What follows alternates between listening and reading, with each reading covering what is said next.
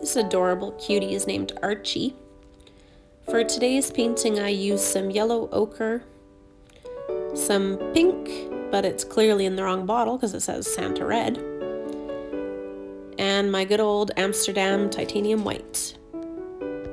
I started by mixing a little of each of those together.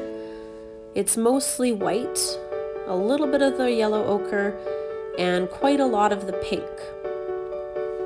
Then I began to block in some colors for his ears. I wanted it to be a fairly similar color to what I already had, so it didn't look too starkly different and would blend in nicely. One thing you always have to remember with the painting is you should start with your lightest colors and work your way up to the darker ones. It's always easier to do dark on top of light.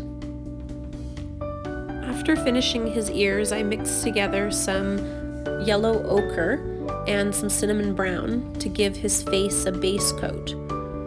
In the picture, his face is a lot darker than his ears, so I wanted to start with a base that would make it easy for me to do the next steps.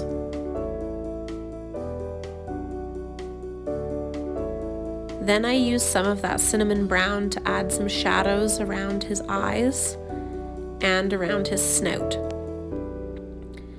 Again, I'm just blocking in some colors right now, so it's not super important that they're exactly how they look in the photo. It's just trying to give me a base to start with, so when I eventually do add all the little markings for his fur, it doesn't just look like one color, but everything's been layered on top of each other so it looks more realistic.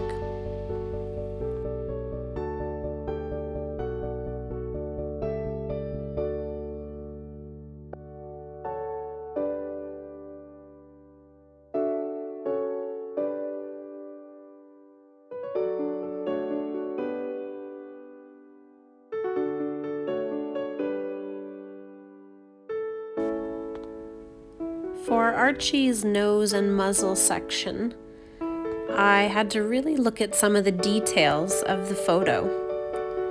He had this light yellow around his nose, and his nose itself was actually a kind of strange shape, and the pigmentation of the black kind of bled into the rest of his fur. Later on, as I add more fur detail, it won't be so obvious. It'll look more natural.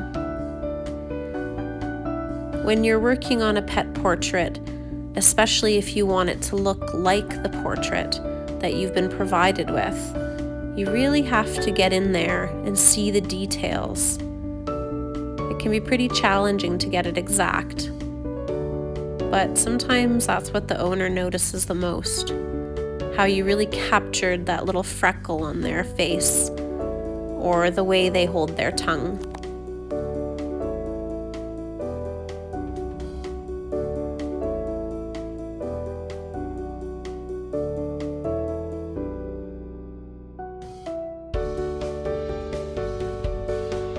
The final section that I painted for today was to base coat Archie's white section on his front and paws.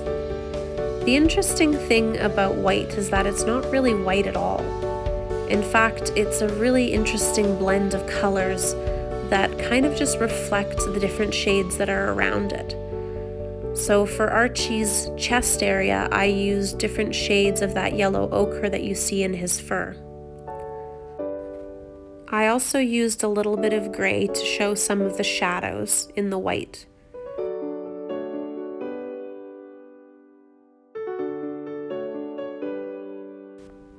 Thank you for watching today.